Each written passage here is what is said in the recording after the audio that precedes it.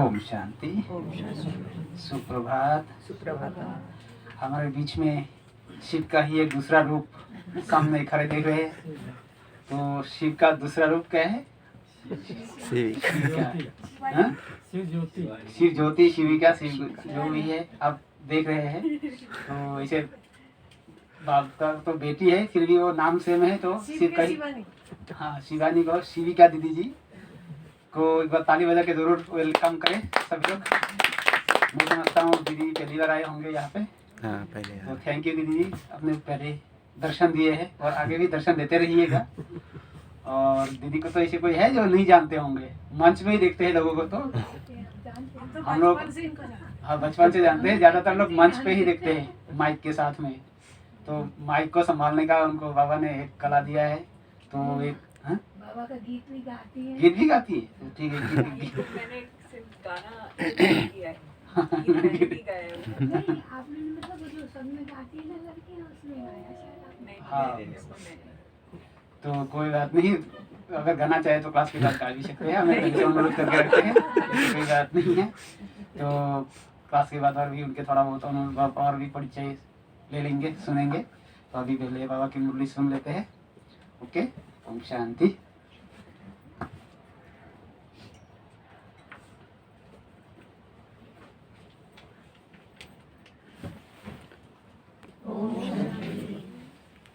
Very very good morning. आप सबके चेहरे बहुत चमक रहे हैं। कौन से ब्यूटी पार्लर में हैं? शिव के ब्यूटी पार्लर, हीलिंग गार्डन का ब्यूटी पार्लर। आज वैलेंटाइंस डे है। Valentine's Day. आज वैलेंटाइंस डे, इसलिए चमक रहे हैं। Wish you very very happy Valentine's. Same to you.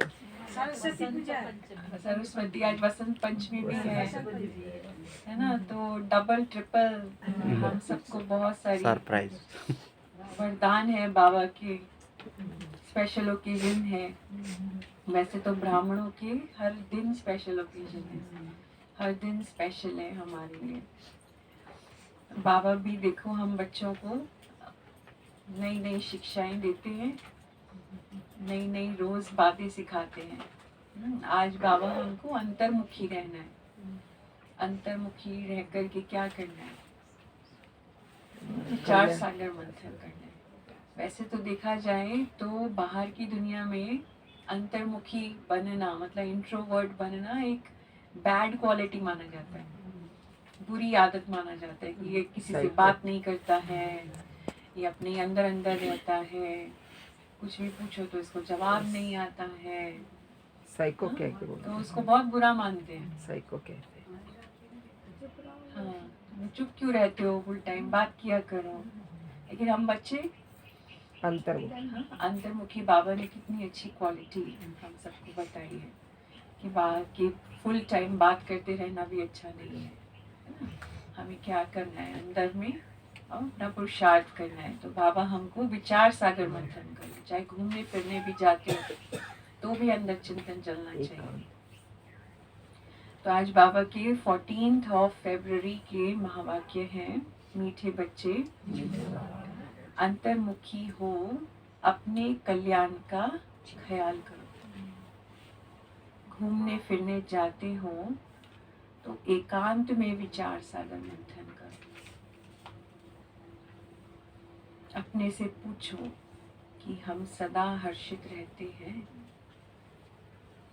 खुद से बातें करो, अपने दिल से बातें करो, अपने मन से बातें करो।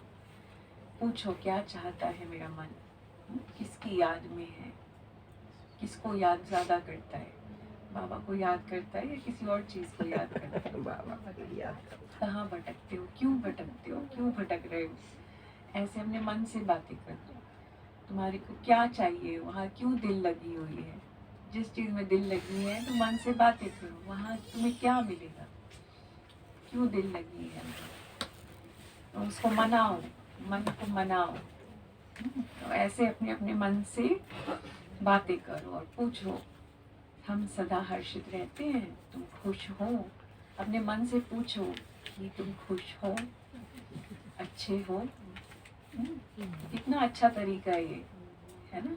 तो इसको सेल्फ काउंसलिंग कहते हैं, अपनी खुद की काउंसलिंग करना, खुद से ही अपने आप से प्रश्न उत्तर करना, अपना खुद का ख्याल रखना। फिर प्रश्न है, रहम दिल बाप के बच्चों को अपने पर कौन सा रहम करना चाहिए? कौन सा रहम करना चाहिए रहम दिल बाबा के बच्चों को? बाबा की श्रीमत पर चलो वो एकदम श्रीमत पर चलना है। कांटों से फूल बनना है।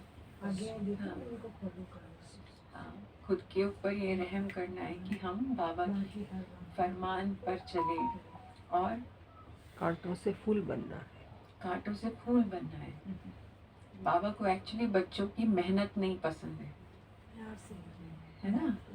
तो बाबा को लगता है कि बच्चे मेहनत क्यों कर रहे हैं इतनी। नेचुरल स्वाभाविक हो जाए हर चीज़ तो उसमें फिर मेहनत नहीं होती है। हाँ, तो बाबा कहते हैं मेहनत से बचो, मेहनत ना करनी पड़े। तो बाबा कहते हैं जैसे बाप को रहम पड़ता है कि मेरे बच्चे कांटे से फूल बने, बाप बच्चों को गुलगुल बनाने की कितनी मेहनत करते हैं। तो बच्चों को भी अपने ऊपर तरस आना चाहिए कि हम बाबा को बुलाते हैं, हे पतित पावन आओ, फूल बनाओ। अब वह आए हैं तो क्या हम फूल नहीं बनेंगे? हम फूल जैसे नहीं बनेंगे?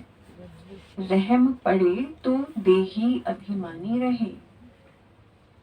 अगर खुद के ऊपर हम रहम करें तो बाबा कहते तो आप देही अभिमानी रहोगे, आत्म अभिमानी रहोगे। तो बाप जो सुनाते हैं उसको धारण करें। ओम शांति। ये तो बच्चे समझते हैं, ये बाप भी है, टीचर भी है, सतगुरु भी है। तो बाप बच्चों से पूछते हैं कि तुम यहाँ जब आते हो तो इन लक्ष्मी नारायण के और सीढ़ी के चित्र को देखते हो? नजर पड़ती है लक्ष्मी नारायण के और सीढ़ी के चित्र पर नजर पड़ती है। जब दोनों को देखा जाता है तो एम ऑब्जेक्ट और सारा चक्र बुद्धि में आ जाता है। जैसे आप सीढ़ी को देखते हो, लक्ष्मी नारायण को देखते हो, बाबा कहते हो सारा चक्र आ जाता है बुद्धि में, है ना। कि हम कहाँ थे, कैसे गिरे, हाँ लुढ़क पड़े, हाँ लुढ़क लुढ़क के देखो कहाँ आकर के गिरे। जैसे किसी के घर में बहुत ऊंची सीढ़ियाँ होती है ना, 3-4 फ्लोर है, सीढ़ी है, वहां से लुढ़केगा और नीचे तक आएगा तब तक उसकी क्या हालत होगी। हाँ, हड्डी पसली सब एक हो चुकी होती है। हाँ, हॉस्पिटलाइज करना पड़ता है। तो हम कहाँ से उड़ के, हाँ कहाँ से गिरे हैं सोचो। गिरते ही आए तो कैसी अवस्था हुई है। जड़ जड़ी। तो इसलिए देखो भाई हम क्या थे। तो बाबा कहते हैं सारा चक्र बुद्धि में आ जाता है कि हम देवता बनकर फिर ऐसे सीढ़ी उतरते आए। हर जन्म की सीढ़ी नीचे उतरते उतरते उतरते उतरते आ गए। तो यह ज्ञान तुम बच्चों को ही मिलता है। कोई ऐसा सोचता है? कोई सोचता है ऐसा?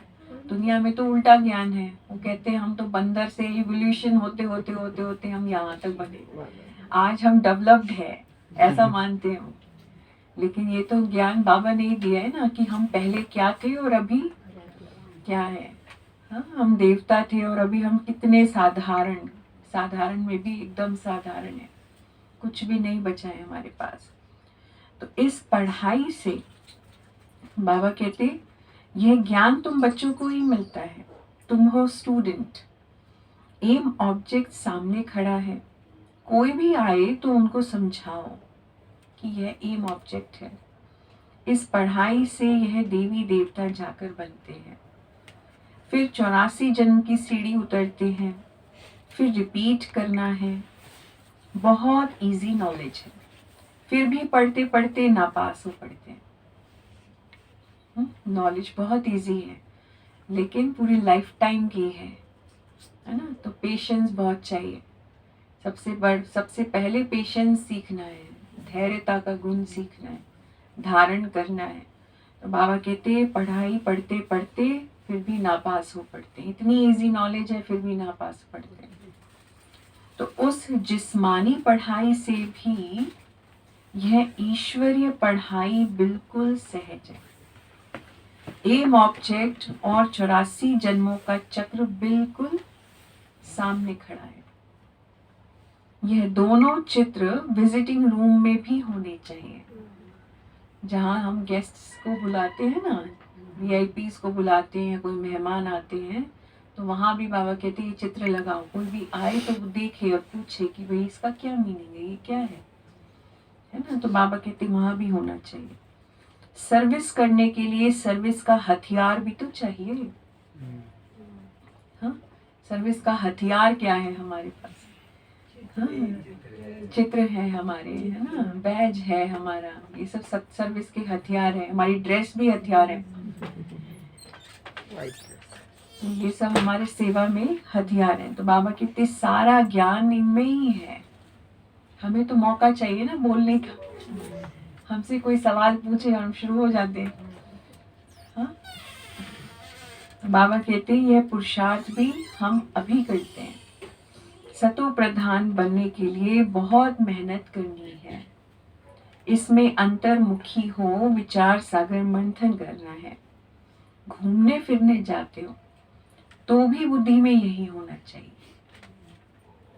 यह तो बाबा जानते हैं कि नंबरवार है, सब बच्चे नंबरवार हैं, तो भगवान सबको नंबरवार पुरुषार्थ अनुसार देखते हैं।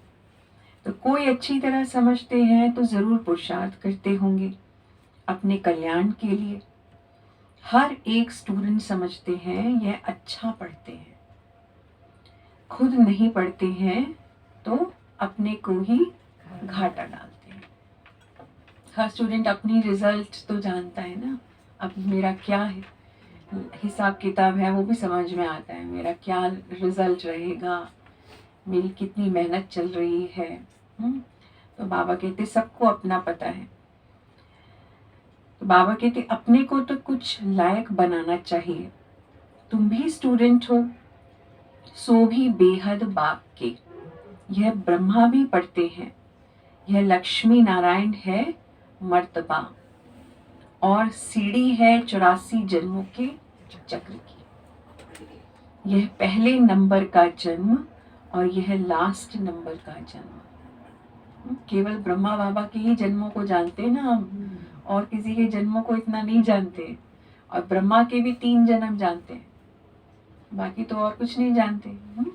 एक फर्स्ट जन्म, एक बीच का और एक सबसे लास्ट का, सिर्फ 3 जन्म जानते हैं, बाकी और किसी का नहीं जानते हैं। हाँ, तो बाबा हम बच्चों को कहते हैं जितना ज़रूरी है उतना ही बाबा ने हम बच्चों को बताया है ना। तो बाबा कहते हैं कि ये तो ब्रह्मा का पहला जन्म है, यह लास्ट नंबर का जन्म है। तो तुम देवता बनते हो, अंदर आने से ही सामने एम ऑब्जेक्ट और सीढ़ी पर समझाओ। रोज आकर इनके सामने बैठो तो स्मृति आए। तुम्हारी बुद्धि में ही बेहद का बाप हमको समझा रहे हैं। सारे चक्र का ज्ञान तुम्हारी बुद्धि में भरपूर है। तो कितना हर्षित रहना चाहिए, कितना खुशी में रहना चाहिए, है ना। खुशी में रहने का बहाना ढूंढो, एंजॉय करो।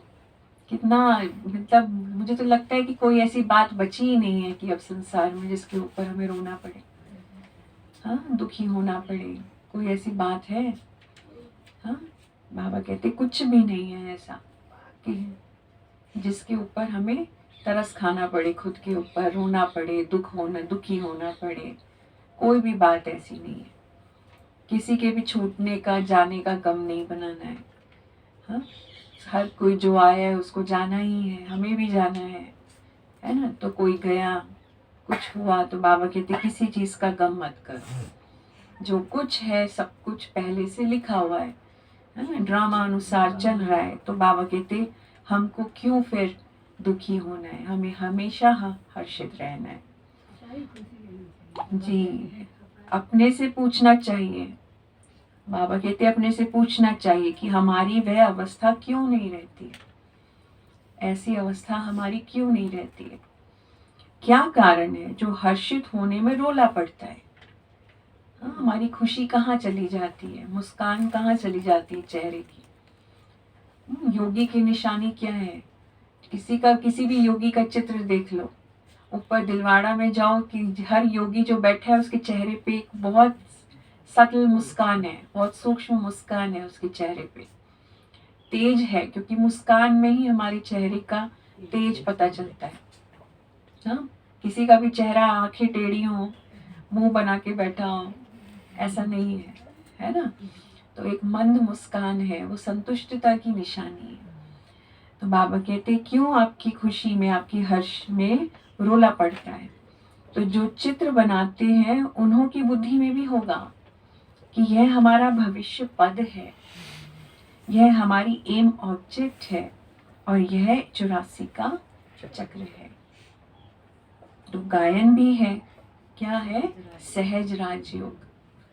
सो तो बाबा रोज समझाते रहते हैं कि तुम बेहद बाप के बच्चे हो तो स्वर्ग का वर्षा जरूर लेना चाहिए। दुनिया में अच्छी अच्छी बातें बहुत लोग करते हैं। हाँ, बहुत सारे लोग अभी स्पिरिचुअल बनते जा रहे हैं, आध्यात्मिकता को अपना रहे हैं, भले ही वो भगवान को नहीं जानते हैं, शिव बाबा को नहीं जानते हैं, उसके साथ संबंध नहीं है, लेकिन फिर भी बहुत ऊंची ऊंची बातें करते हैं। हाँ, मैं देखती हूँ कि कोई ना कोई किताब मेरे हाथ में आती है तो पढ़ते हैं कि भाई बाहर के लोगों के विचार क्या हैं, जानना तो चाहिए ना। तो देखते हैं तो उनके थॉट्स हमारे थॉट्स एक ही लगते हैं। फर्क सिर्फ इतना है कि वो शिव बाबा को, ईश्वर को नहीं जानते हैं, हम जानते हैं, और उनको वो वर्षा नहीं मिलता है जो हमें मिलता है। हाँ, तो हमें कितना बड़ा अधिकार भगवान से प्राप्त हो रहा है जो संसार की सभी आत्माओं को प्राप्त नहीं है। तो ये बहुत हर्ष की बात है, बहुत इस बात का नशा होना चाहिए।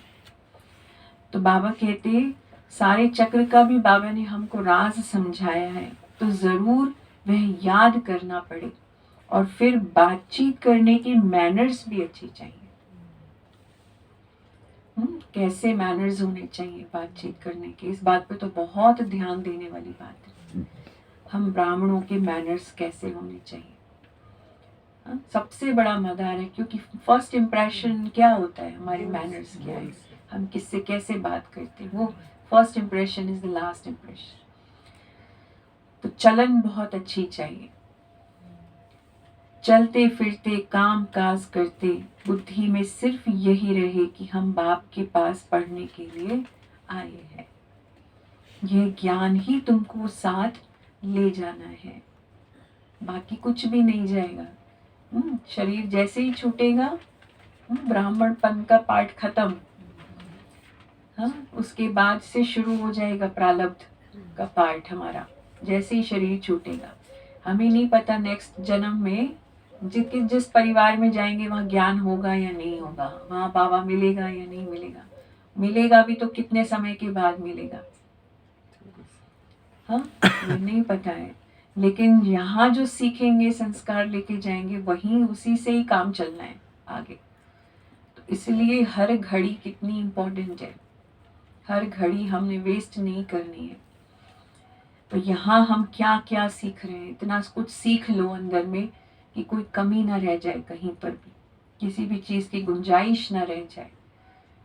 तो छोटी सी भी कमी रह जाएगी ना, तो वो आगे जाकर के फिर हमें बहुत नुकसान देने वाली है।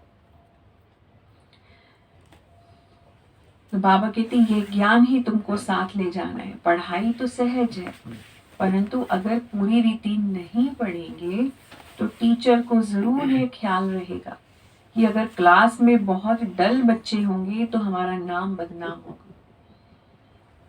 डल हेड बैठे हों क्लास में, सोचो उस टीचर का कैसा सेल्फ रिस्पेक्ट होता होगा। एक होता है बच्चों का सेल्फ रिस्पेक्ट कि हमारा सेल्फ रिस्पेक्ट क्या है, एक है कि जो हमें पढ़ाने वाला है उसका सेल्फ रिस्पेक्ट। हाँ, अगर कोई टीचर है, उसकी क्लास में बहुत इंटेलिजेंट बच्चे बैठे होते हैं, ध्यान से पढ़ रहे हैं, ध्यान से सीख रहे हैं, तो उस टीचर का को कैसी फीलिंग आती होगी,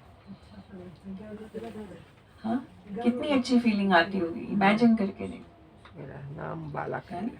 कि भाई मेरे क्लास में तो सब ब्रिलियंट स्टूडेंट्स हैं। हाँ, किसी भी एक कम बुद्धि वाले को घुसने नहीं देता है वो क्लास में कि ये मेरा नाम खराब करेंगे क्लास का। ऐसा ही है ना। इसीलिए बाबा कहते हैं कि ये अगर क्लास में बाबा भी आकर के देखते हैं कि कैसे बच्चे बैठे हैं, अगर डल हेड बैठे होंगे, बैठे होंगे, तो बाबा को कैसी फीलिंग आएगी। तो इजाफा नहीं मिलेगा। बाबा कहते गवर्नमेंट कुछ नहीं देगी, यह भी स्कूल है ना, इसमें इजाफा आदि की बात नहीं है। फिर भी पुरुषार्थ तो कराया जाता है ना। चलन को सुधारो, चलन को सुधारो। चलन केवल ये नहीं हमारे चलने का स्टाइल कैसा है। हाँ, कैट वॉक करते हैं ना रैंप पे, तो उसमें देखते हैं चलती कैसे है। हाँ, लेकिन यहाँ पे चलन कौन सी है।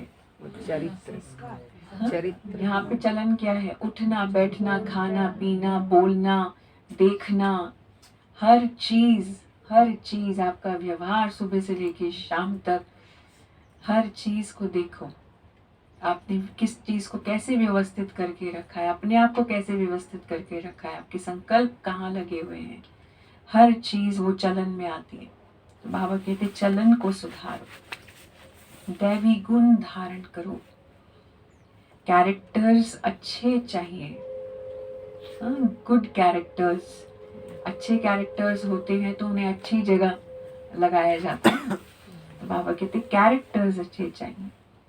बाप तो तुम्हारे कल्याण के लिए आए हैं, परंतु बाप की श्रीमत पर चल नहीं सकते। श्रीमत कहे यहाँ जाओ तो जाएंगे ही नहीं। हाँ, कोई भी अभी आजकल ऐसा हो गया है। हाँ, बाबा के टाइम में भी देखो होता था, डायरेक्शंस मिलते थे तो हम कभी होता है ना अपनी मनमर्जी भी करते हैं। हमने तो एक ही चीज़ सीखी जब यहाँ आए कि हम बाबा के घर में समर्पित हो गए तो भगवान चलाता है हमको, कोई व्यक्ति नहीं चलाता है।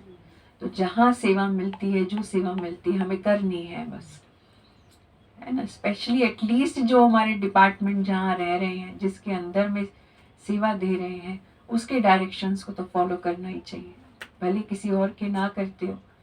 तो इसलिए जहाँ अगर श्रीमत मिलती है, कहा जाता है कि यहाँ सेवा करो, तो फिर उसमें हम आनाकानी नहीं करते, हम कहते हैं हाँ जी बिल्कुल जाएंगे, बिल्कुल करेंगे। तो हाँ,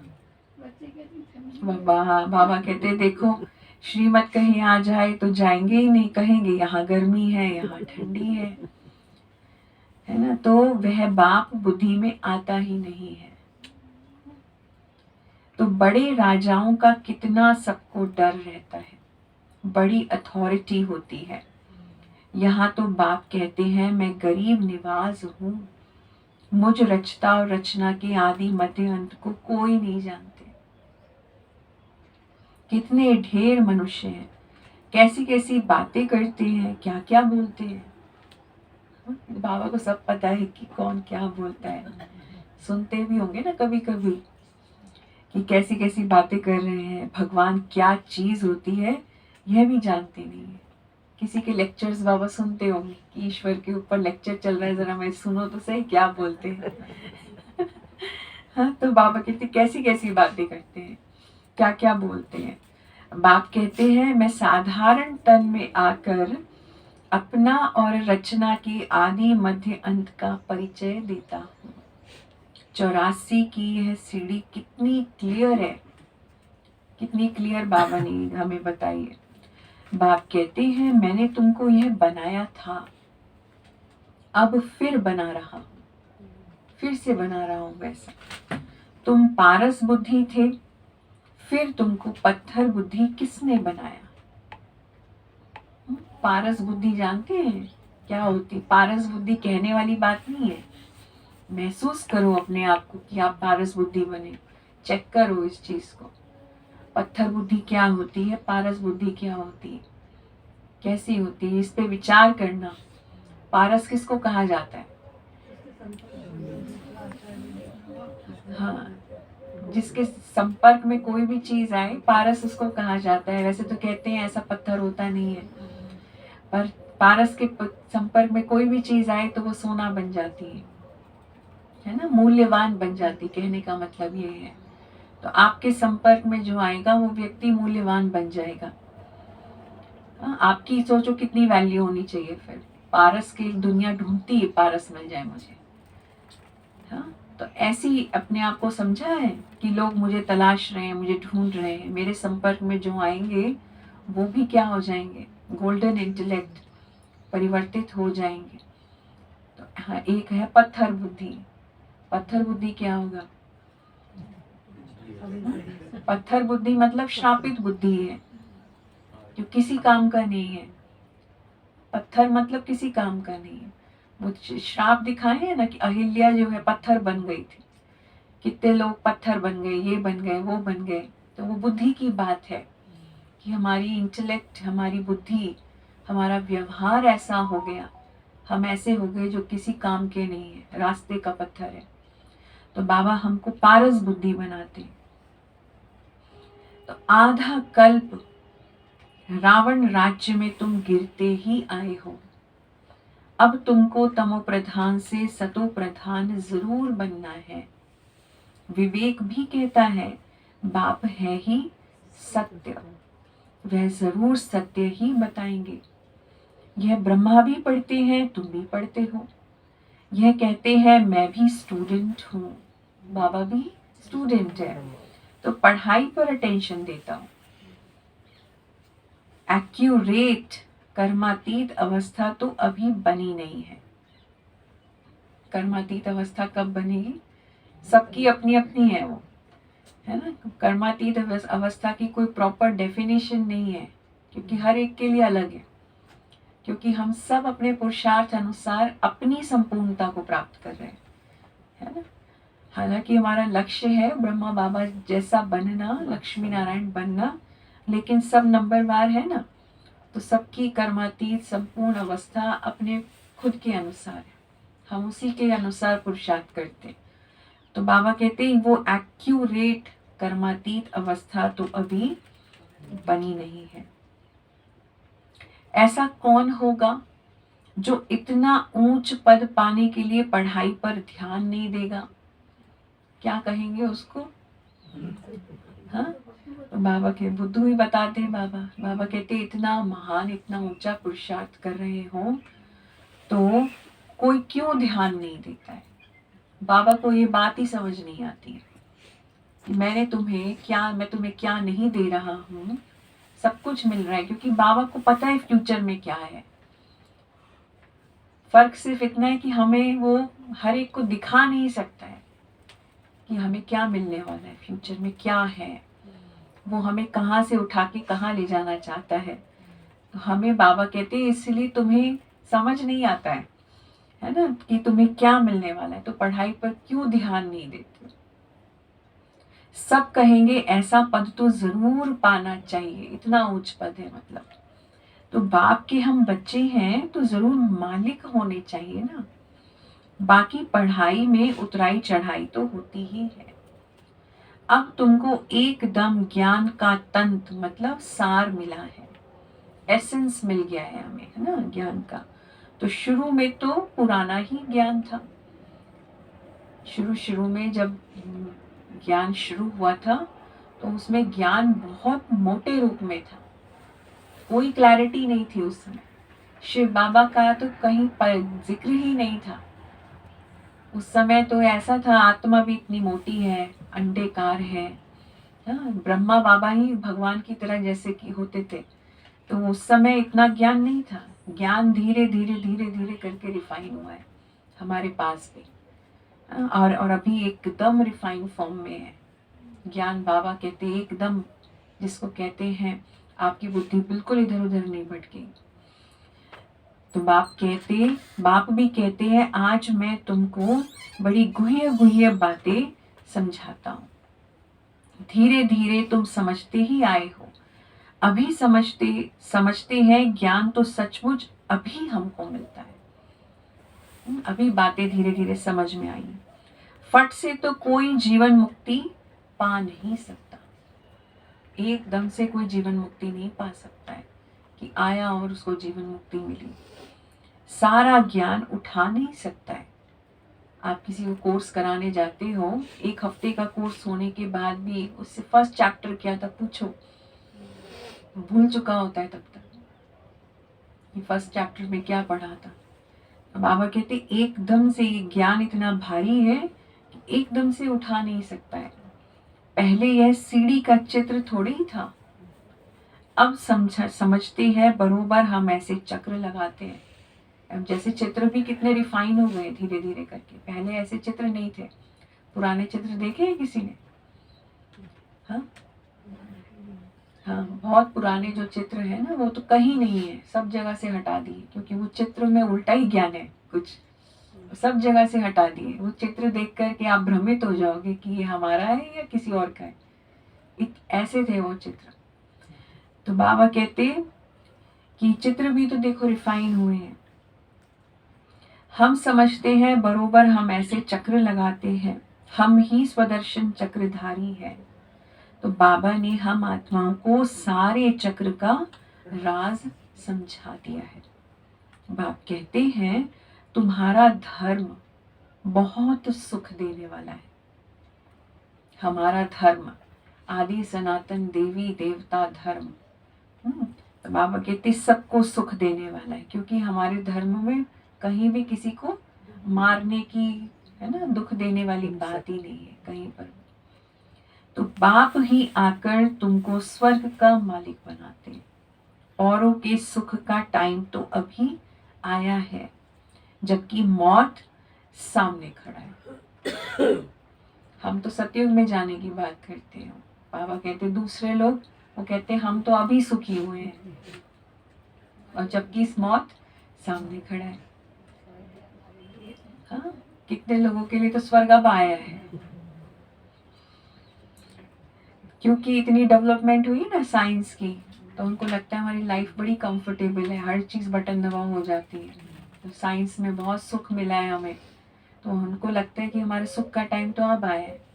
साइंस के इवोल्यूशन के पहले का टाइम में तो कितने युद्ध लड़ते रहते थे, कितनी वॉर्स होती रहती थी, कितने लोग जो है वॉर में ही भाग लेते थे। हर घर में से कोई ना कोई बेटा जो है जाकर के लड़ाई युद्ध लड़ रहा है, वहां से उसकी लाश ही आती थी। तो यहाँ पहले के समय में युद्ध लड़ते रहो पूरे टाइम यही रहता था। तो अभी लगता है अभी ऐसा नहीं है ना, अभी तो कमाओ खाओ जैसा है, तो कहीं भी घूमो कहीं भी जाओ, कितनी लिबर्टी है। पहले ऐसे कहाँ होता था, इतने एरोप्लेन्स ट्रेन्स, कितनी सुविधाएं हैं जाने की, कहीं भी अब आप कितनी जल्दी पहुंच जाते हो। पहले कहाँ था ऐसा, पहले कितना एक जगह से दूसरी जगह जाने में भी कितना सोचते थे ट्रैवल करने में। हाँ? एक शिप भी अगर किसी दूसरे कंट्री में भी जाना हो तो एक शिप में आप बैठोगे तो 1-1.5 महीने में पहुंचते थे। एक जगह वो देख रहे थे, उसमें था कि क्वीन विक्टोरिया को उसके एक नौकर ने कहा कि भाई आम बड़ा टेस्टी है, जो भारत में है ना मैंगो, बहुत टेस्टी होता है मैंगो। उसने कभी मैंगो टेस्ट नहीं किया, तो उसने कहा मैंगो क्या होता है, आम क्या होता है, बड़ा टेस्टी होता है। उसने कहा बहुत टेस्टी होता है। उसका सर्वेंट जो था वो इंडियन था, तो बहुत टेस्टी होता है मैंगो। तो वो ऑर्डर देती है अपने ऑफिसर्स को कि मुझे इंडिया से मैंगो मंगा करके दो।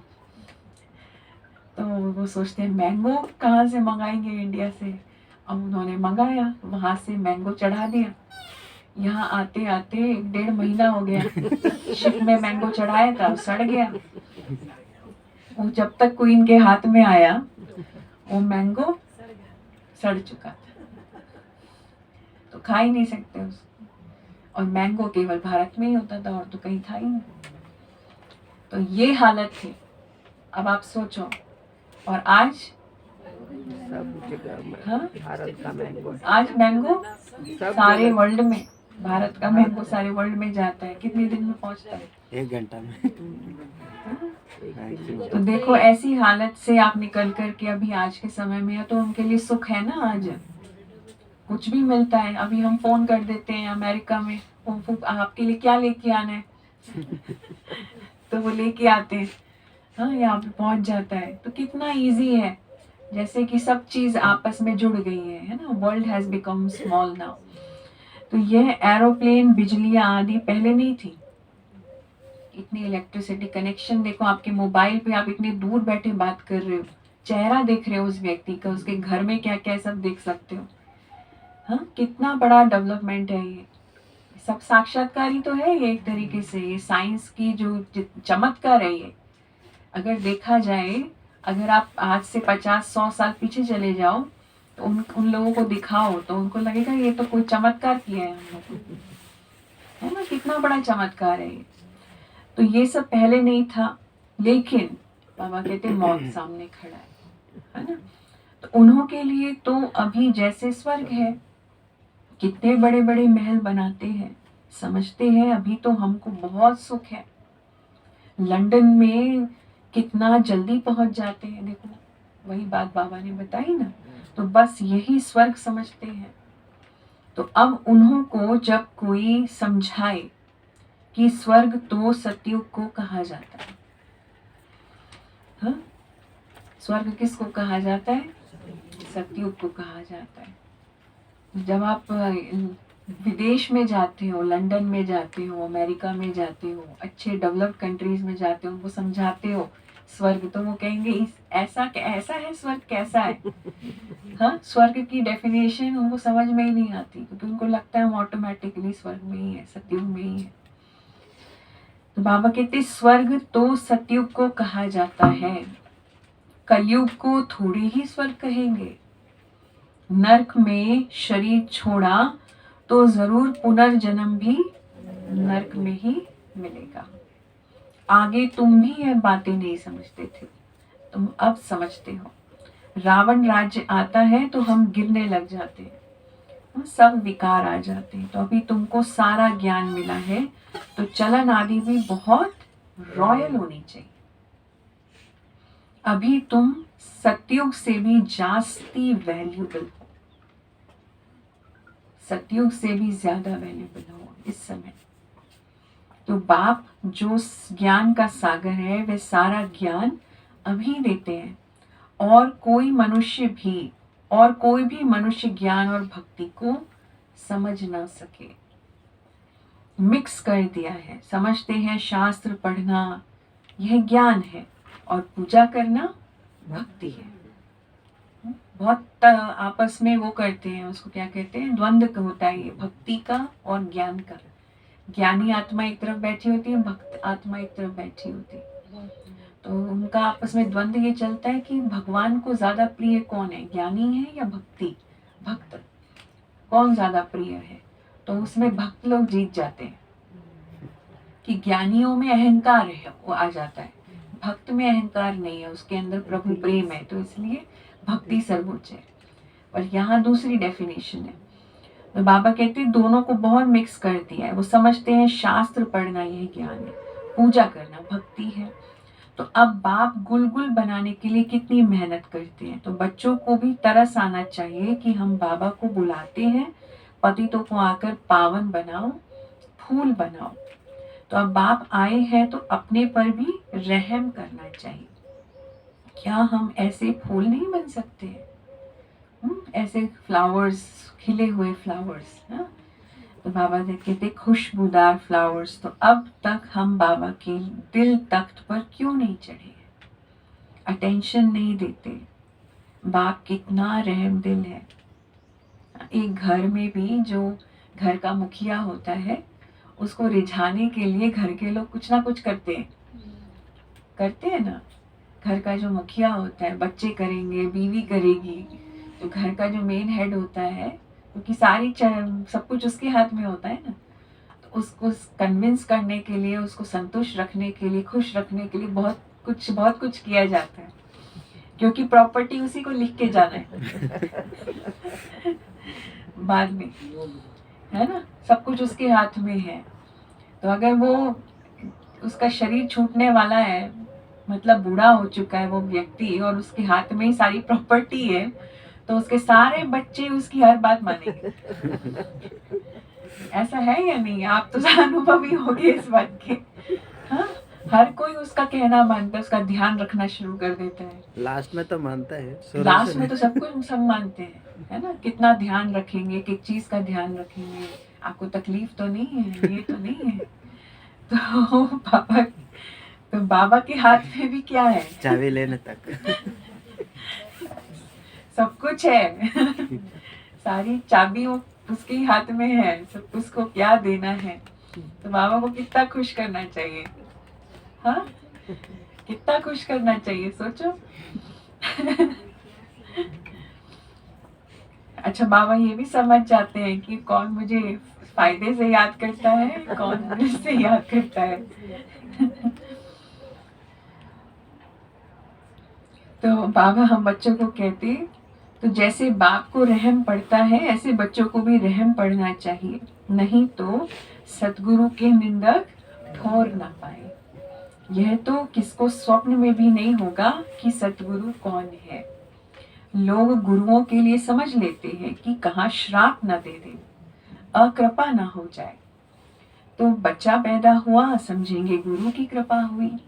यह है अल्पकाल के सुख की बात। बाप कहते हैं, बच्चे अपने पर रहम करो, देही अभिमानी बनो तो धारणा भी होगी। सब कुछ आत्मा ही करती है। बाप को, मैं भी आत्मा को ही पढ़ाता हूँ। अपने को आत्मा पक्का समझो और बाप को याद करो। बाप को याद ही नहीं करेंगे तो विकर्म विनाश कैसे होंगे। भक्ति मार्ग में भी याद करते हैं, हे भगवान रहम करो। बाप लिबरेटर भी है तो गाइड भी है, लिबरेट भी करता है तो गाइड भी करता है। तो यह भी तो उनकी गुप्त महिमा है। बाप आकर सब बतलाते हैं कि भक्ति मार्ग में तुम याद करते हो, मैं आऊंगा तो जरूर अपने समय पर। हाँ, हमने तो बहुत पुकारा बाबा को, कब आओगे तारनहार, आओ, है ना, मुझे छुड़ाओ, मेरे को दुखों से छुड़ाओ। कितना तरसे, कितना उसके आगे हमने मिन्नतें की कि भगवान आओ। हाँ? बाबा कहते मैं आऊंगा तो अपने टाइम पर ही, हाँ, पहले से तो मैं नहीं आ सकता हूँ। ऐसे जब चाहूं तब आऊं, ऐसा नहीं है। उसकी वैल्यू क्या होगी, उस तुमने बुलाया और भगवान चले आए धरती पर, है ना, जब तो उसकी क्या वैल्यू होगी। बाबा कहते ये ड्रामा में जब नूंद है तब आता हूँ, बाकी ऐसे ख्यालात भी नहीं, कभी नहीं आते हैं। हाँ, ये तुमको पढ़ाने वाला यह बाप है। बाबा कहते मुझे ऐसे ख्यालात भी नहीं आते हैं। यह भी उनसे पढ़ते हैं, कौन, ब्रह्मा बाबा। हाँ, वह तो कभी भी कोई खता भूल नहीं करते, किसको रंज नहीं करते। हाँ, किसी को दुख नहीं देते। ब्रह्मा बाबा किसी को दुख नहीं देते, किसी को नाराज नहीं करते। बाकी सब नंबरवार टीचर है, बाकी सब नंबरवार है टीचर, है ना, जो कुछ है। तो वह सच्चा बाप तुमको सत्य ही सिखलाते हैं। सच्चे के बच्चे भी सच्चे, फिर झूठे के बच्चे बनने से आधा कल्प झूठे बन पड़ते। हाँ, झूठे के बच्चे कौन हो, कैसे हो गए, हाँ, रावण के। रावण तो हाइपोथेटिकली हमने बनाया है, वो कोई है थोड़ी ना रावण। संसारी व्यक्तियों को जब अपना माई बाप मान लेते हैं ना, तो वो हो गए झूठ के माई बाप, जो झूठ के बच्चे। जब हम संसार के माता पिता को अपना माँ सब कुछ मान लेते हैं, है ना, तो बाबा कहते हैं वो झूठ के बच्चे बन गए। तो झूठ के बच्चे बने तो फिर झूठी दुनिया में ही चले जाते हैं, तो सच्चे बाप को ही भूल जाते हैं। तो पहले पहले तो समझाओ कि यह सतयुगी नई दुनिया है या पुरानी दुनिया है। तो मनुष्य समझे, यह प्रश्न बहुत अच्छा पूछते हैं। इस समय सभी में 5 विकार प्रवेश है, वहां 5 विकार होते ही नहीं है। यह है तो बहुत सहज बात समझने की, परंतु जो खुद ही नहीं समझते हैं तो वह प्रदर्शनी में क्या समझाएंगे। सर्विस के बदले वो डिससर्विस करके आएंगे, है ना। एक चित्र है ना, उसमें राजयोगी बनने के बाद हमें क्या क्या लाभ मिलते हैं, कमल पुष्प समान जीवन कैसा होता है। तो उसमें एक माता पूरियां बना रही है। तो जो माताएं जिनको समझ में नहीं आता है ना गाँव की, वो कहते हैं हम ज्ञान में चलते हैं तो हमें पूरियां खाने को मिलती है ना। तो ऐसा चित्र जब समझाती है वो माताएं गांव में प्रदर्शनी में, तो ऐसा कहती है कि हम ज्ञान में चलते हैं तो हमें ये पूरियां खाने को मिलती है। और वो जो चित्र है एक इसमें कल्प वृक्ष का, उसमें क्या है, ऐसे लोगों के सर जो है पेड़ पे लगे हुए हैं। आपने देखा होगा ना कल्प वृक्ष का जो चित्र है। तो अगर हम ज्ञान में नहीं चलेंगे तो हमारा सर काट करके ऐसे पेड़ पे लगा देंगे। और वो जो सीढ़ी का चित्र है उसमें, तो वो किसी को समझाया होगा कि भाई हमारे देवताओं के कैरेक्टर्स जो हैं गिर गए नीचे, हम देवताओं कैरेक्टर्स से नीचे गिर गए। तो माताएं कहते हैं वो लक्ष्मी नारायण है, वो ट्रैक्टर से नीचे गिर गए। हाँ, तो ऐसे जो नहीं समझे होंगे तो फिर वो क्या करेंगे, उल्टा कर देंगे ना, हर चीज को उल्टा कर देंगे। तो इसलिए बाबा कहते हैं पहले खुद समझना बहुत जरूरी है कि क्या समझा रहे हैं, तो वही वरना नाम बदनाम करेंगे। तो बाप बाहर में जाकर सर्विस करना मासी का घर नहीं है, बड़ी समझ चाहिए। बाबा हर एक की चलन से समझ जाते हैं। बाप तो बाप है, फिर तो बाप भी कहेंगे यही ड्रामा में था। कोई भी आता है तो ब्रह्मा कुमारी का समझाना ठीक है। नाम भी ब्रह्मा कुमारी ईश्वरीय विश्वविद्यालय है, मतलब सेंटर की टीचर को बोलो कि समझाए। नाम बाला भी ब्रह्मा कुमारियों का होना है। इस समय सब 5 विकारों में हिरे हुए हैं। उन्हों को जाकर समझाना कितना मुश्किल होता है। कुछ भी समझते नहीं है, सिर्फ इतना कहेंगे ज्ञान तो अच्छा है ना, ये कहेंगे ज्ञान तो बड़ा अच्छा है इनका। खुद समझते ही नहीं है ज्ञान क्या है, पूछो क्या समझा था हमने, तो कुछ नहीं बड़ा अच्छा है, जो कुछ भी आपने सुनाया बड़ा अच्छा लगा। तो विघ्न के पीछे विघ्न पड़ता रहता है, फिर युक्तियां भी रचनी पड़ती हैं। पुलिस का पहरा रखो, चित्र इंश्योर करा दो। यह यज्ञ है, इसमें विघ्न जरूर पड़ेंगे। अभी तक भी वैसे हमारे चित्र जो है ना कॉपीराइटेड नहीं है, इंश्योर नहीं है, इसलिए कोई भी उनको उठा करके मिसयूज करता है लेकर।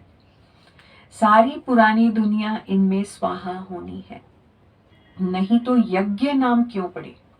यज्ञ में क्या है, यज्ञ नाम आया ही कहाँ से है ना, यहाँ अभी से यहीं से तो आया है, संगम युग से। तो यज्ञ में स्वाहा होना है, इसका रुद्र ज्ञान यज्ञ नाम पड़ा है। ज्ञान को पढ़ाई भी कहा जाता है। तो यह पाठशाला भी है तो यज्ञ भी है। तुम पाठशाला में पढ़कर देवता बनते हो, फिर यह सब कुछ इस यज्ञ में स्वाहा हो जाता है।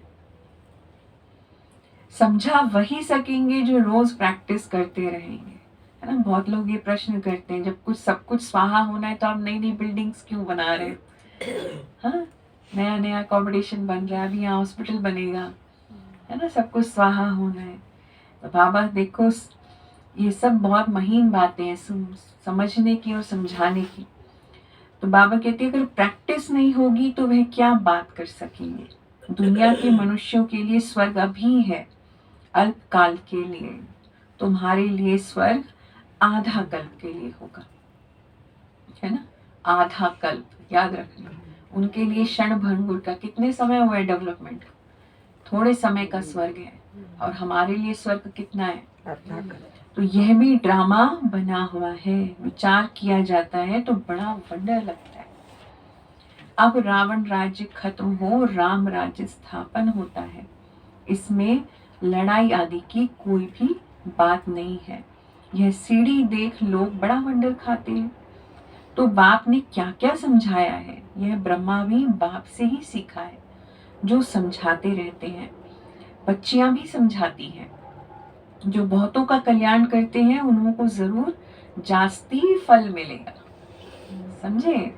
जो ज्यादा लोगों का कल्याण करते हैं, जो सेवा में ज्यादा तत्पर रहते हैं, उनको फल ज्यादा मिलता है। तो पढ़े हुए के आगे अनपढ़े जरूर भरी ढोएंगे। तो बाप रोज रोज समझाते हैं अपना कल्याण करो।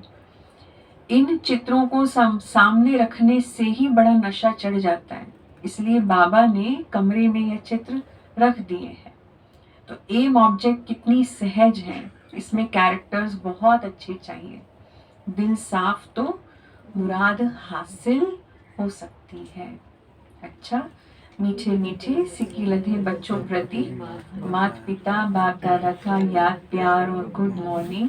रूहानी बाप की रूहानी बच्चों को नमस्ते। हम रूहानी बच्चों की रूहानी बाप दादा को याद प्यार गुड मॉर्निंग नमस्ते। धारणा के लिए मुख्य सार है, पहला, सदा स्मृति में रखना है कि हम बेहद बाप के स्टूडेंट हैं। Student life is the best life. हमेशा अपने आप को स्टूडेंट समझो। भगवान हमें पढ़ाते हैं, इसलिए अच्छी तरह पढ़कर बाप का नाम बाला करना है। अपनी चलन बड़ी रॉयल रखनी है। रॉयल चलन वैसी नहीं है कि हम तो राजा हैं तो राजा जैसे चलता है वैसे चलेगा। हाँ, और राजा तो ऑर्डर करेगा, ये रखे रखो वो करो। रॉयल चलन का मतलब क्या है? इस बड़ी गहराई है, समझने वाली बातें हैं। रॉयल्टी की चलन कैसी है? दूसरा है, बाप समान रहम दिल बन कांटे से फूल बनना और दूसरों को फूल बनाना है। अंतर्मुखी बन अपने व दूसरों के कल्याण का चिंतन करना है।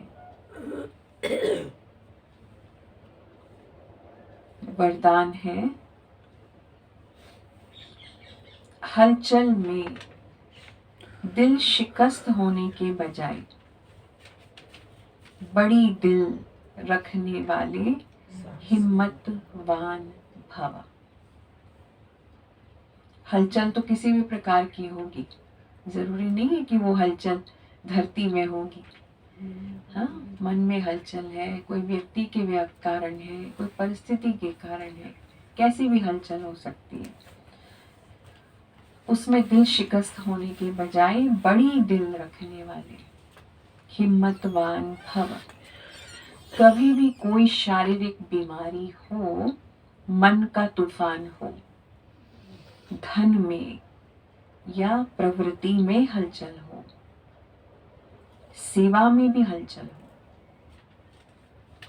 उस हलचल में दिल शिकस्त नहीं बनो, बड़ी दिल वाले बनो। जब हिसाब किताब आ गया, दर्द आ गया, तो उसे सोच सोच कर दिल शिकस्त बन बढ़ाओ नहीं। हाँ? कोई भी हिसाब किताब आता है, ये तो वैसे तो हम हिसाब किताब भी नहीं सोचते, अभी तो सोचते ही नहीं है ना। इन सब बातों में अपने को जाना ही नहीं है। अपनी मंजिल को पकड़ो, अपनी राह को पकड़ो, तो हमें फिर किसी और को देखना ही नहीं पड़ेगा। तो बाबा कहते कि जब हिसाब किताब आ गया, दर्द आ गया, तो उसे सोच सोच कर दिल शिकस्त बन बढ़ाओ नहीं, हिम्मत वाले बनो। ऐसे नहीं सोचो हाय क्या करूं, हिम्मत नहीं हारो, हिम्मतवान बनो तो बाप की मदद स्वतः मिलेगी। स्लोगन है, किसी की कमजोरी को देखने की आंखें बंद कर मन को अंतर्मुखी बनाओ। किसी की कमजोरी को देखने की आंखें, वैसे कमजोरी देखने की आंखें ज्यादा होती है ना, तेज होती है वो आंखें। हाँ? कोई और दृष्टि तेज हो ना हो, पर कमजोरी देखने की आंखें, वो नजर एकदम क्लियर होती है। तो बाबा कहते वो आंखें वीक कर दो। हाँ? तो कमजोरी देखने की आंखें बंद कर दो, बल्कि तो मन को अंतर्मुखी बनाओ। ओम शांति।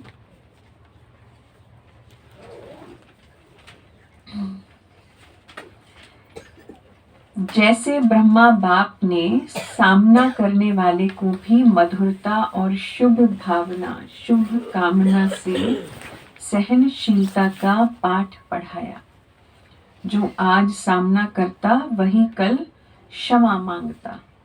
तो उनके मुख से भी यही बोल निकलते, बाबा तो बाबा है।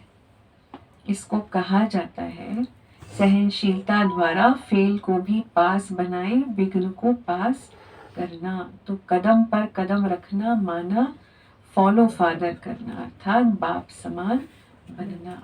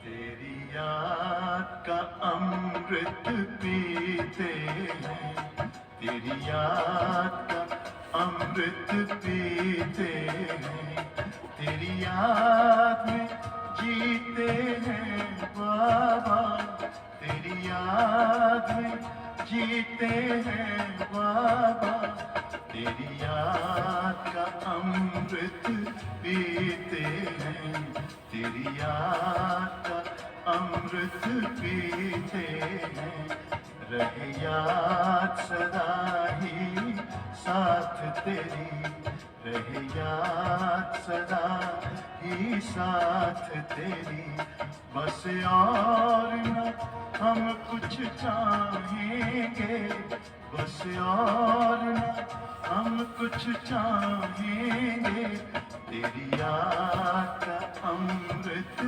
पीते हैं, तेरी याद का अमृत पीते हैं।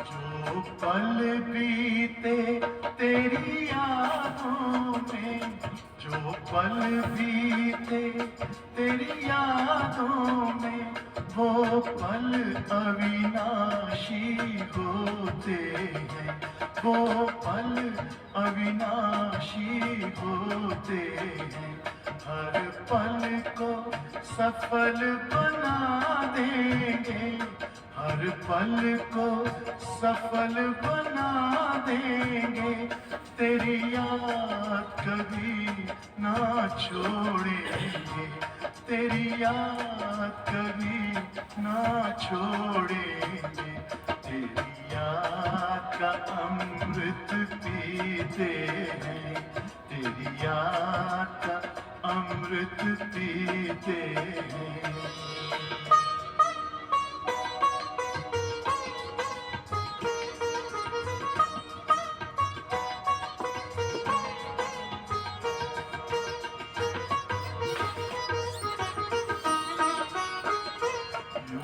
आप रहो संग संग बाबा, यूं ही आप रहो संग संग बाबा, इस दुनिया के सुख पाने क्या, इस दुनिया के सुख पाने क्या, लहराते रहे तेरी यादों में, लहराते रहे तेरी यादों में, उन यादों में खो जाएंगे, उन यादों में खो जाएंगे, तेरी याद का अमृत पी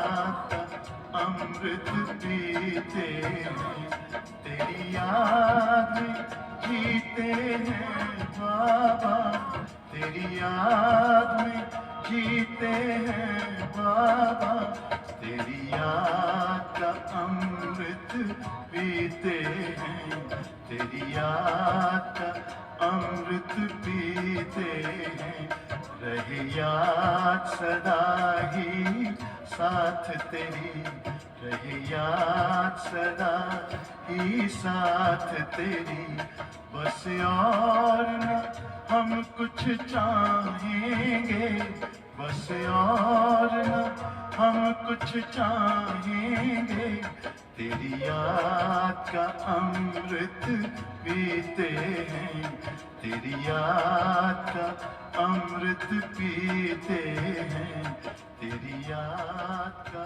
अमृत पीते हैं, तेरी याद।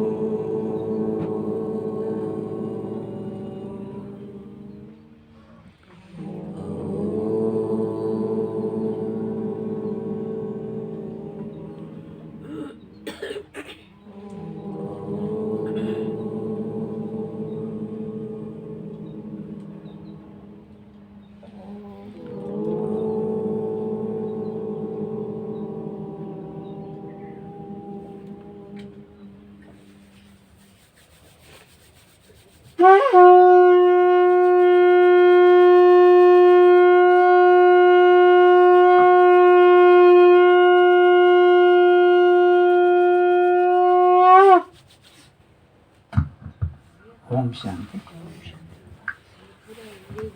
आज गाड़ी नहीं आ रही है तो भूख के बाद, भूख खाने के बाद आप लोगों को चावले जो होते हैं ना, ग्रीन वाला पेड़ तोड़ के रखा हुआ है, इसमें से आपको तोड़ तोड़ के लेना है जिसको चाहिए, और साथ साथ टमाटर भी है, और इसका जल्दी में नहीं है कोई। अभी दीदी से अनुरोध करता हूँ कोई 5-10 मिनट और कुछ सुनाने का विचार हो तो ज़रूर सुनाए, और थोड़ा परिचय के साथ और क्या सेवा चलती है तो बताए।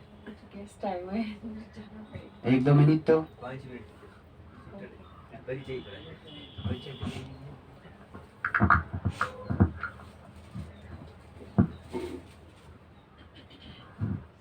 वैसे तो हम लोग बचपन से अपने मम्मी पापा के साथ आते थे बाबा के घर में, और मैं तो शायद गोद में आई थी फर्स्ट टाइम 1991-92 में। तो उस समय क्या पता था कि हम ये बाबा के घर में ऐसे बैठ कर के बाबा हमको इतनी अथॉरिटी से यहाँ पे लाएगा, बाबा के अपने घर में रखेगा, इस स्थान पे रखेगा। उस वक्त तो ये सोचा ही नहीं था। हम लोग बचपन में छोटे, तब ये शांतिवन भी नहीं बना था, पांडव भवन ही था, ज्ञान सरोवर भी नहीं बना था तब आते थे बच्चों के प्रोग्राम में। तो बच्चों के प्रोग्राम में वैसे तो ज्ञान जो है घर में पहले से ही था, क्योंकि हमारी लौकिक में जो मेरी मौसी हैं, मतलब माई मदर की जो सिस्टर है, वो समर्पित दीदी है, सेंटर इंचार्ज है, उनके पास भी बहुत रहते थे, 1-1 महीना रहते थे वहाँ सेंटर पे। तो ज्ञान तो ऐसे था, वो मुझे रट गया था पूरा, छोटे बच्चे रट लेते हैं ना जैसे। तो वो कोर्स कराना होता था, कितनी माताओं को मैं शायद कितने साल की थी, 8-9-10 साल की थी, मैंने कितनी माताओं को कोर्स कराया क्योंकि मैंने सब रट लिया था। आत्मा क्या होता है, परमात्मा क्या होता है, चक्र क्या होता है, वो सब रट लिया था, और उसका मीनिंग क्या है नहीं मालूम, शिव बाबा क्या है नहीं मालूम। ये नहीं समझ में आता था कि शिव बाबा को कैसे याद करना होता है। हाँ, टेप का काम मैं बहुत अच्छा करती थी, बिल्कुल सही बोला आपने, टेप का काम। तो बटन ऑन हो जाता था और हम चालू हो जाते थे, और सब बड़ी वाह वाह करते थे क्योंकि अच्छा टेप था ये। सबको बड़ा अच्छा लगता है, इतनी छोटी बच्ची कोर्स करा रही है, तो वंडर लगता है ना उनको। पर शिव बाबा क्या है, उसको कैसे याद करना होता है। मधुबन भी आते थे तो मुरली सुनने का इंटरेस्ट नहीं होता था, क्योंकि क्या है ये मुरली का मीनिंग क्या है, क्यों सुना रहे हैं, किसकी भाषा है, कौन बोल रहा है। तो शिव बाबा बोल रहा है, शिव बाबा कौन है, वो कैसा दिखता है, नहीं समझ में आता था। बिंदी है, पॉइंट को कैसे याद करना होता है, वो नहीं समझ में आता था। तो जो क्योंकि हम साइंस के स्टूडेंट रहे हैं, छोटे बच्चे साइंस पढ़ते थे, तो साइंस में वो सब चीज़ें नहीं बताते हैं कि ये क्या है, ईश्वरी शक्ति क्या होती है। तो हमारी शिक्षा का जो लौकिक की शिक्षा है और आध्यात्मिक शिक्षा है, उसमें बहुत अंतर है।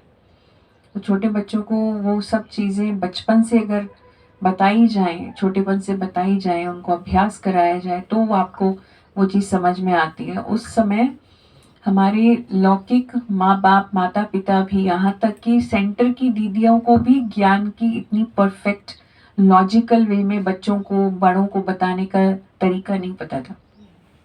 आज हम हर प्रश्न का उत्तर दे सकते हैं, क्योंकि आज हमें हर बात का लॉजिक पता है, हर चीज़ का। आज हम पॉइंट ऑफ लाइट को एनर्जी बोलते हैं, उस समय एनर्जी शब्द ही नहीं यूज़ करते थे।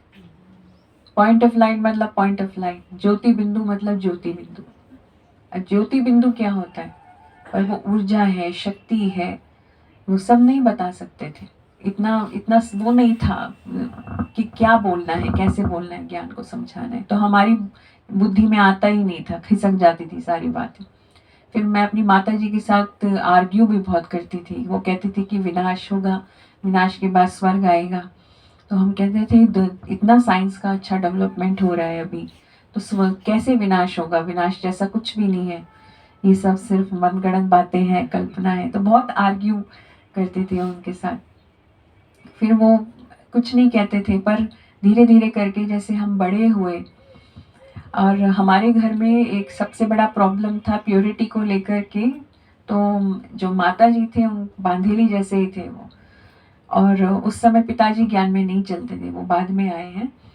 तो घर में जो भी मम्मी मेरी फोटोग्राफ्स लाती थी, शिव बाबा का चित्र लेके आए, ब्रह्मा बाबा का चित्र लेके आए, लक्ष्मी नारायण का लाए, तो चित्र जगह जगह लगाती थी। तो मेरे पापा क्या करते थे, सारी फोटोज निकाल के सड़क पर फाड़ करके फेंक देते थे, जितने भी चित्र मम्मी लेकर के आती थी मधुबन से। लेकिन वो फिर भी कहीं ना कहीं से मंगा लेती थी, कैसे भी मंगा करके पापा फेंकते थे, वो मंगा के फिर लगा देती थी। तो मुझे बड़ा वंडर लगता था ये देख के, ये कैसा बाबा है जो घर से बाहर ही नहीं निकलता है। मतलब इसको कितना, मतलब निकाल के बाहर फेंको वो फिर आ जाता है, हाँ फेंको वो फिर आ जाता है। तो आज हमें समझ में आता है कि भले ही हमने कितना बाबा को बाहर इंसल्ट किया, सब कुछ किया, लेकिन भगवान ने हमें नहीं छोड़ा है, बाबा ने हमें कभी नहीं छोड़ा। बाबा हमेशा हमारे साथ रहा है, उस समय भी हमारे साथ रहे जब वो ज्ञान की समझ भी नहीं थी। तो सोचो भक्ति में भी बाबा हमारे साथ कितना रहा होगा, सोचो इस बात। तभी तो वो कहता है कि तुमने मुझे पुकारा है, मैं आया हूँ। तो कैसे बाबा हम बच्चों के साथ हर समय है, हर समय है। तो उस समय को जब मैं याद करती हूँ तो बड़ा अंदर में, जिसको कहते हैं ना, बाबा के प्रति इतना प्यार आता है, आंसू भी आ जाते हैं कि बाबा उस समय भी हमें देखता था, हमारे साथ था। घर में बहुत ऐसी परिस्थिति हो जाती थी, बहुत झगड़े होते थे मेरे मम्मी पापा के बीच में, बहुत भयंकर झगड़े होते थे इस सब को लेकर के। उस समय मेरे को ब्रह्मा कुमारी नाम से भी नफरत होती थी, क्योंकि हमें ऐसा लगता था, हम बच्चे थे, हमें नहीं पता कि घर में झगड़ा क्यों हो रहा है। जब हम स्कूल में जाते हैं, कॉलेज में जाते हैं, तो वहाँ सबके घरों में ऐसा नहीं है, जैसा सिचुएशन हमारे घर में है बाकी किसी के घर में नहीं है ऐसी सिचुएशन। तो हमें लगता था कि ये कारण इसी की वजह से है, इसकी वजह से है। तो मेरी माता जी यहाँ जाती है, इस वजह से घर में झगड़ा होता है, तो इसलिए वो अच्छा नहीं लगता था बिल्कुल भी।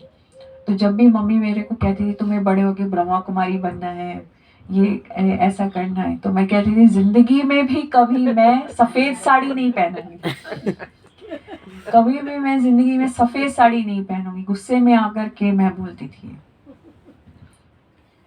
और अभी देखो,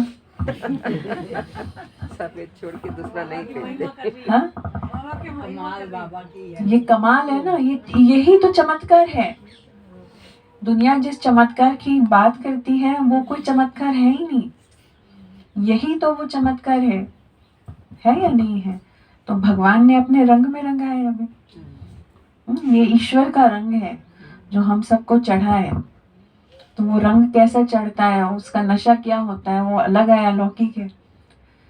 तो जब हम पढ़ाई पूरी हो गई और मैं जॉब कर रही थी, तब मुझे क्योंकि आगे अभी जीवन में क्या करना है और बाहर की लाइफस्टाइल को जैसे जैसे समझना शुरू किया, लोगों को समझना शुरू किया, तो देखा कि दुनिया एक बहुत ही अलग दिशा में है। मतलब हर कोई, किसी को किसी से लेना देना नहीं है, किसी के मन में किसी के लिए कोई प्यार भावना नहीं है, आप किसी पे भरोसा नहीं कर सकते हो, है ना। तो ये सब चीज़ें जब मैंने महसूस की, तो मैं अंदर में बहुत सेंसिटिव होने के कारण से अंदर में बहुत घबरा जाती थी कि ऐसी दुनिया में हमारा भविष्य क्या है, हम आगे किस पे डिपेंड हो सकते हैं, क्या कर सकते हैं।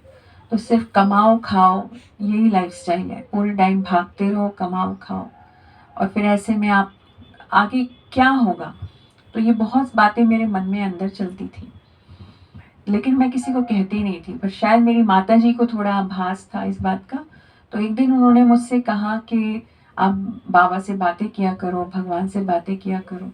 तो मैं उनको कहती थी कि अगर भगवान जैसी कोई चीज़ इस दुनिया में है ना, तो मेरे सामने आकर के बताएगा तो मैं मानूंगी। अगर ईश्वर जैसी कोई चीज़, क्योंकि अहंकार था अंदर में, अहंकार भी होता है, अपना ईगो होता है, पढ़ाई लिखाई का ईगो होता है, बहुत कुछ होता है। तो अगर भगवान जैसा कुछ है तो मेरे सामने आकर के बताए कि मैं हूँ, तो मैं मानूं। तो ऐसे विचार थे। फिर एक दिन एक बात मेरी माताजी के मुख से निकली। उन्होंने कहा कि आपके मन में कोई दुविधा है तो आप क्या करो, जो ईश्वरीय शक्ति है उससे आप बात करो और उसको बताओ, वो प्रश्न पूछो तो उसका जवाब वो देता है। तो क्योंकि मेरा तो था थोड़ा साइंटिफिक माइंड, तो मुझे ये बात उनकी टच हो गई। मैंने कहा अगर सवाल का जवाब मिलता है तो मैं भी ट्राई करके देखती हूँ, इस सवाल का जवाब मिलता है नहीं मिलता है। तो टिट फॉर टैट है ना, आप प्रश्न पूछो जवाब मिलेगा। तो मैंने कहा अगर जवाब मिलता है तो बात बड़ी है, कोशिश तो की जा सकती है। तो मैंने किसी को कुछ कहा नहीं, और एक रात में एक बहुत टफेस्ट क्वेश्चन, मतलब ऐसा था कि सवाल भी ऐसा होना चाहिए जिसके जवाब मिलने की उम्मीद ना हो। हाँ, वो सवाल तो ऐसा पूछना चाहिए ना जिसके जवाब मिलने की कोई उम्मीद ना हो। तो I will set the toughest question for God to answer. हाँ, तो भगवान से ऐसा प्रश्न पूछो कि पता है कि कोई नहीं आएगा जवाब देने के लिए, उसको खुद ही आना पड़े। हाँ, तो ऐसा सवाल पूछा मैंने, ऐसा सवाल पूछ के मैं सो गई। तो मुझे पता है कोई आने वाला नहीं है जवाब देने के लिए। तो अगले दिन कोई उम्मीद नहीं थी मुझे कि कोई जवाब देने के लिए आएगा। मैं अपना ऑफिस गई, ऑफिस से वापस आई, बहुत थकी हुई थी। तो मेरी जो माताजी हैं, फर्स्ट टाइम, पहली बार दरवाजे पे खड़े होके मेरा वेट कर रही थी उस दिन। ऐसा पहले कभी नहीं किया था उन्होंने। मैं हैरान हो गई, इनको क्या हुआ है। फिर जैसे ही मैं दरवाजे पे आई तो उन्होंने मेरा हाथ बहुत कस के पकड़ लिया, ऐसे बहुत कस के पकड़ लिया। हालांकि मेरे में इतनी शक्ति है उनसे ज़्यादा कि मैं उनका हाथ छुड़ा सकती थी, पर उस दिन मैंने बहुत कोशिश की उनका हाथ छुड़ाने की, पर मैं उनका हाथ नहीं छुड़ा पाई। बहुत कोशिश की। मैं आज भी महसूस कर सकती हूँ कि उन्होंने मेरा हाथ कितना कस के पकड़ा था। और तब उन्होंने मुझसे कहा कि मैं तुमको आज मुरली सुनानी है। मैंने कहा इनको पता नहीं क्या हुआ है, और मैंने बहुत गुस्सा किया, उनकी बहुत इंसल्ट की, बहुत कुछ बोला मैंने उनको, पर वो उनको कुछ नहीं, कोई फर्क नहीं पड़ा। उनके चेहरे पे वही मुस्कान है, मुझे आज तुझे मुरली सुनानी है। अभी इनको मुरली सुनाने की क्या लगी है आज मेरे को, मैं थकी हुई हूँ, तुम्हें दिखाई नहीं देता है मेरी क्या हालत है, मुझे नहीं सुननी है तुम्हारी मुरली, नहीं मुझे तुझे मुरली सुनानी है बस। और मैं तंग आकर के, परेशान होकर के मैं बैठ गई, सुनाओ अपनी मुरली। अब वो मुरली उस दिन की भी नहीं थी, उनकी एक कमरा था, उस कमरे में ढेर सारी मुरलियाँ, मैगजीन्स और सब कुछ रखा रहता था। उसमें से एक मुरली निकाल के लाई थी, वो पुरानी सी फटी हुई सी थी मुरली वो। अब वो पढ़ना शुरू किया उन्होंने। जब पढ़ना शुरू किया उसका ये पैटर्न भी नहीं था, जबकि मुझे पता था मुरली का पैटर्न कैसा होता है। वो पढ़ना शुरू किया और पहला ही प्रश्न पढ़ रही हैं, कुछ बच्चे ऐसा कहते हैं, और वो प्रश्न जो मैंने रात में पूछा।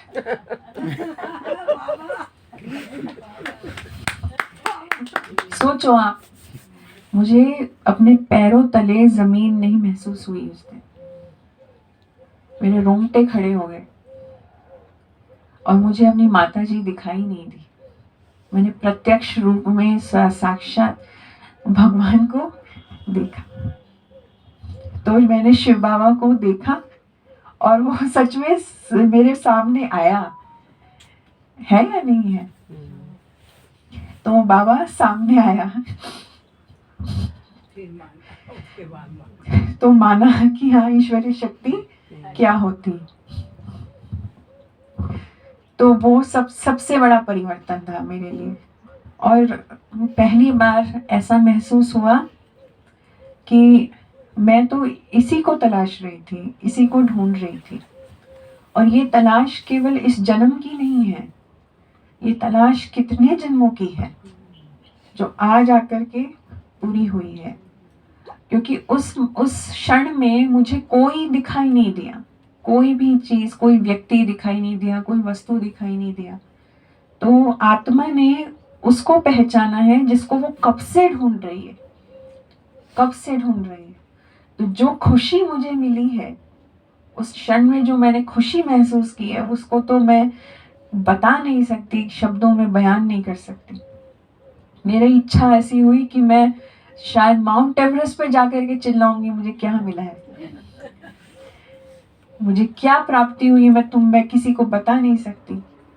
और मुझे उसके बाद जो शब्द मेरे मुख से, मन से निकले हैं, मैंने बोले नहीं, लेकिन मेरे मन में जो शब्द आए वो मुझे किसी ने नहीं सिखाए। वो बातें, वो वादा जो मैंने उस समय मेरे मुख से निकला बाबा के लिए, कि तुम मेरे सामने आए हो, तुमने मैंने तुम्हें चैलेंज किया और तुम आए, तो अब ये मेरी कमिटमेंट है कि मुझे क्या करना है।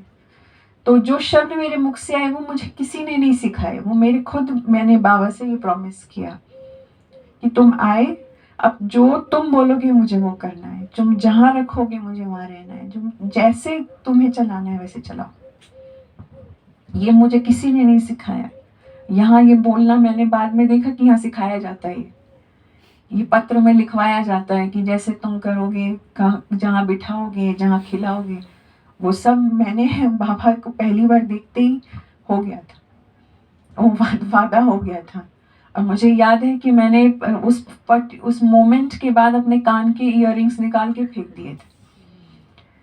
तो इतना मेरे को अंदर में ऐसी भावना, अंदर में क्या मैं बताऊं आपको, कि मुझे सब कुछ मिल गया, मुझे बाबा मिल गया तो मुझे सब कुछ मिल गया। तो सब इतना बड़ा परिवर्तन आ गया, मेरी माता जी को तो विश्वास ही नहीं हुआ कि हुआ क्या, कैसे हुआ। और मुझे ना जागने की, अभी सुबह को अमृत वेला क्या होता है मुझे नहीं पता था। अमृत वेला क्या होता है मैंने सुना था, हाँ 4 बजे उठते हैं, पर 4 बजे क्या करना होता है उठ करके। जो व्यक्ति इतना बिजी रहता हो, उसकी अपने आप 3 साढ़े 3 बजे आँख खुल रही है। हाँ, कैसे खुल रही है, कैसे खुल रही है। मेरे को, मैं सोते सोते ऐसा मेरा चादर उठा करके कोई ले गया है, चादर उठा करके कोई ले गया है। तो टाइम देखा क्या है कि भाई 3:30 बजे है, 3:45 बजे है। तो समझ में आता है बाबा ने उठाई है चादर। जब कभी है कि घंटी बज रही है, फोन की घंटी बज रही है, उस समय तक हमारे पास वो वाला फोन नहीं आया था, ये स्मार्टफोन। तो ये हमारे पास लैंडलाइन का जो फोन है, वो घंटी बज के बंद हो जाती थी। तो टाइम देखा क्या है, 3:45 4 बज रहे हैं। तो इतने अनुभव हुए हैं, मैं आपको बता नहीं सकती कितने अनुभव बाबा ने हमें को कराए उसके बाद। और मैं छुपके से मुरली सुनने के लिए सेंटर पे जाना शुरू किया, क्योंकि मेरे को तब भी हल्का सा अहंकार तो था कि मेरी मम्मी जो है वो पहले यही सब बातें कहती थी और मैं सुनती नहीं थी। अभी कैसे सुनना शुरू कर दिया तुमने अचानक से? तो इसलिए मैं उनको बताती नहीं थी कि मैं सेंटर पे जा रही हूँ, पर मैं सुबह को सेंटर जाना शुरू कर दिया मुरली सुनने के लिए। तो धीरे धीरे करके चुपके से सब काम किया और फिर एक दिन डिसाइड कर लिया कि अभी मुझे बाबा के घर में रहना है। तो बाबा के घर में रहना है तो घर में यहाँ पे परमिशन ही नहीं मिलती थी। यहाँ निर्वैर भाई कहते थे कि नहीं, आपको पहले जॉब करते रहो, बाद में आप समर्पित होना, अभी आपके अंदर बहुत आप सेंसिटिव हो, पता नहीं बाबा के घर में रह पाओगे या नहीं रह पाओगे। तो ऐसे 3 साल निकल गए। 3 साल मैंने जॉब कंटिन्यू की। फिर एक दिन मैं कोई किसी से बात कर रही थी या मैंने कोई क्लास सुना था, उसमें था कि बाबा कभी भी कोई भी आपको नहीं कहेगा कि आपको छोड़ करके बाबा के पास आना है। किसी ने बाबा से पूछा था कि बाबा मुझे समर्पित होना है, तो बाबा ने भी उसको मना कर दिया था कि नहीं होना है। तो उसको भी किसी ने कहा था कि कभी बाबा आपको नहीं कहेगा कि आप आ जाओ, आपको खुद डिसाइड करना है कि आपको अपने जीवन के साथ क्या करना है, आपको बाबा के पास रहना है या नहीं रहना है। अब मेरे को ये बात स्ट्राइक हो गई कि मैंने 3 साल गंवा दिए इस बात को समझने में कि मुझे किसी से पूछने की जरूरत है क्या भगवान के पास आने के लिए? मुझे किसी की परमिशन की जरूरत है? क्यों मुझे परमिशन की जरूरत है? जब मुझे ये बात समझ में आई तो मैंने तुरंत एक पत्र लिख दिया निर्वैर भाई साहब को कि मुझे बाबा के घर में समर्पित होना है, बस अभी मुझे अपनी जॉब वगैरह कुछ नहीं करनी है। इंस्टेंटली मैंने ये वो पत्र लिखा था और उनका लेटर आ गया कि ठीक है, आपको रहना है, बहुत अच्छा है, आप हैदराबाद जाओ शांति सरोवर में, वहाँ बहुत सेवाएं हैं। तो मैंने तुरंत अपनी जॉब छोड़ करके मैं शहर शांति सरोवर हैदराबाद चली गई 1 हफ्ते के अंदर अंदर। और तब मुझे मेरे वैसे तो हम बचपन में छोटेपन में जब आते थे तो मृत्युंजय भाई जी के पास बहुत आना जाना करते थे, क्योंकि बच्चों का प्रोग्राम था तो एजुकेशन विंग के साथ तो था ही अपना जुड़ाव।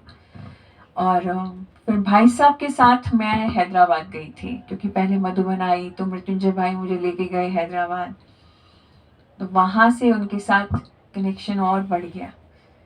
तो भाई साहब को तो हम बचपन से देखते थे, तो वो भी हमें पहचानते थे कि ये छोटेपन में आते थे, उनकी गोद में खेले थे हम, तो उनके साथ तब कनेक्शन बना। तो 1 साल हम हैदराबाद में मैं रही। 1 साल बाद फिर मैं यहाँ पर आई। भाई साहब ने फिर मुझे यहाँ ऑफिस में कहा आप मेरे ऑफिस में सेवाएं दो, तो वो स्वीकार किया। उसके बाद से तो हमने कभी पीछे मुड़ करके देखा ही नहीं है। तो बाबा ने परीक्षाएं तो बहुत ली, ऐसा नहीं है कि ऐसे ही इतनी जगह इतनी बड़े स्थान पे बिठाया है, पेपर लिया है, अच्छे से पेपर लिया है। तो आज इतनी बड़ी जो सेवाएं बाबा देते हैं, इतना सारा कार्य कराते हैं, ठोक पीट करके हर चीज में रखा है। हाँ। कौन सा टेस्ट है? हाँ, टेस्ट तो बहुत सारे लिए, मैं नहीं। क्या बताऊँ आप। दीदी कौन सा जगह से? स्थान, प्लेस प्लेस मुझे लगा टेस्ट बोल रहे हो आप। गाजियाबाद, दिल्ली के पास एनसीआर में ही आता है गाजियाबाद। नोएडा गाजियाबाद शायद आप लोगों ने सुना हो। जी, तो मैं गाजियाबाद से हूँ। वैसे गाजियाबाद नोएडा यूपी में आता है, पर यूपी नहीं होता उसका, वो एनसीआर का हिस्सा है, दिल्ली का ही हिस्सा माना जाता है। बाबा उसको दिल्ली के कमरे कहते हैं, गाजियाबाद को, नोएडा को दिल्ली के कमरे हैं ये। है नहीं? हाँ, बुलंदशहर तो यूपी है, प्रॉपर यूपी अंदर चला जाता है, पर बुलंदशहर एनसीआर में नहीं आता है, गाजियाबाद आता है।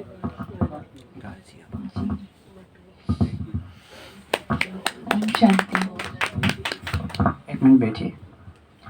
हम त्रिदेव शिव जी, राम जी और कृष्णा जी से अनुरोध करते हैं कि फूलों से दीदी का धन्यवाद करें, वेलकम करें, और लक्ष्मी जी फलों से दीदी जी को धन्यवाद वेलकम करके हम यहाँ ही क्लास समाप्त करते हैं। और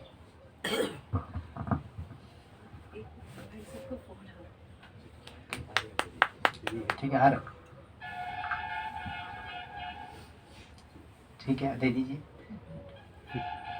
अरे इसकी क्या जरूरत है? Breathing है, just हाँ भाई साहब मैं आती हूँ। हेलो हेलो हाँ थैंक यू। तो दीदी जी को एक बार ताली बजा के जरूर धन्यवाद करें सब। और भी जब भी समय मिले जरूर आते रहिएगा। Thank you. अभी बाकी लोग सब लक्ष्मी जी के थोड़ी लेते भाई हैं। जी को भी लाना है ये जो आप टेप बनी थी ना, टेप बनी थी, बहुतों का धुआं मिला था ना बाबा, इसीलिए लक्ष्मी जी आप थोड़ी दे दीजिएगा। दीदी जी को छुट्टी देते हैं अभी, उनको फोन आ गए हैं, तो बाकी लक्ष्मी जी से थोड़ी ले लेते हैं। आगे के लिए वेलकम। ओम शांति। आगे के हाँ आगे के लिए तो बताया ना, वेलकम है, आगे के लिए जरूर आइए। कब आ रहे हो? ओम शांति। हम सब साथ में मुरली सुनते थे।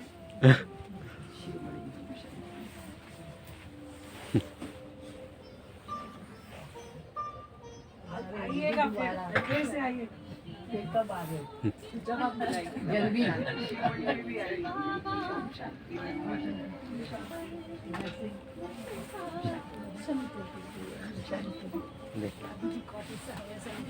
Thank you. ओम शांति।